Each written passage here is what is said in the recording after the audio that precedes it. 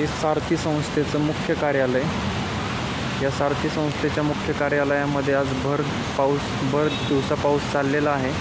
या पावसामध्ये हे सारथी संशोधन विद्यार्थी 2024 आणि 2025च्या बॅचचे, ज्यांची जाहिरात गेल्या 2 वर्षापासून आलेली नाही आहे, त्यामुळं हे इथे उपोषणासाठी बसलेले आहेत. परंतु सारथी संस्थेने यांना बसण्यासाठी साधी जिथे पाऊस लागणार नाही अशी जागाही दिलेली नाही आहे. त्याचबरोबर यांना इथे टॉयलेट्सला कुलूप लावण्यात आलेलं आहे.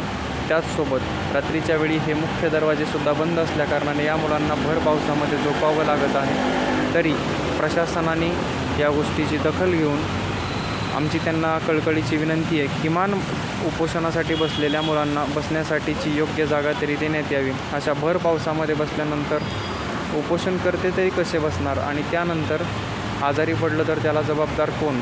ही सारथी संस्थेचा हा बेजबाबदारपणाचा कारभार अत्यंत विदारक आहे. यामुळे होणाऱ्या नुकसानाला सर्वस्वी सारथी प्रशासन जबाबदार असेल.